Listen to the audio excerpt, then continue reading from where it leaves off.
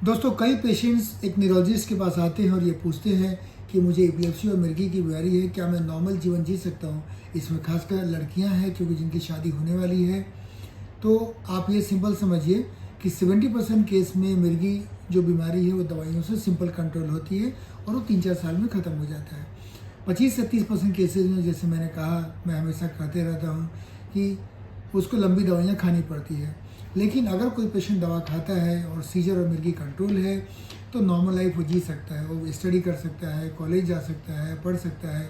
मैं फीमेल्स के बारे में बोलूँ कि वो शादी कर सकती हैं, शादी के बाद जो बच्चे होंगे या और नॉर्मल लाइफ में कोई फ़र्क नहीं पड़ेगा। लेकिन फीमेल्स के बारे में आप यह ध्यान रखिए कि अगर आपको सीजर या मिर्गी आता है तो कई बार डॉक्टर्स उसको ऐसी दवाइयाँ देते हैं जो कुछ ओल्ड ड्रग्स है, जैसे कि फिनाइटवाइन है, वाल्प्रोइक एसिड है।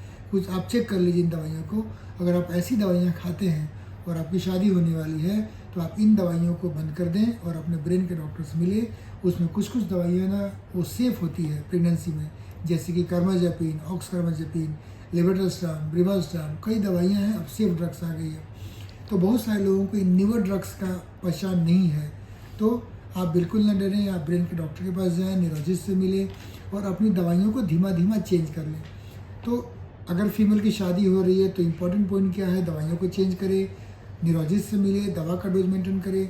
लोग डर जाते हैं कि मुझे मिर्गी है, मैं दवा खा रही थी और अब प्रेगनेंसी हो गया, तो गायनोलॉजिस्ट ने बोला, महिला डॉक्टर ने बोला कि आप अवॉइड करा लीजिए। ऐसा बिल्कुल ही गलती नहीं करना है।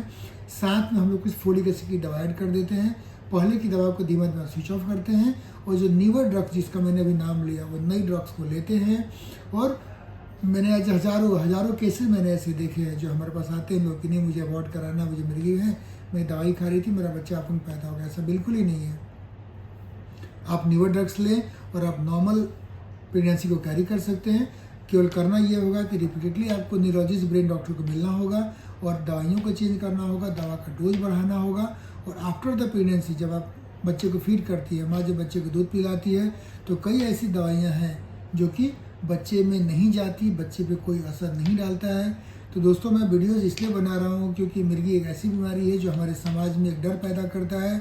ये बिल्कुल ही डर की बात नहीं है। अगर आप न्यूरोलॉजिस्ट को दिखाते हैं तो हमारे पास कई तरीके हैं जो एक महिला नॉर्मल लाइफ जिएगी, बच्चे भी अच्छे होंगे, बच्चा फीड भी करेगा और फ्यूचर में कभी कुछ नहीं होगा।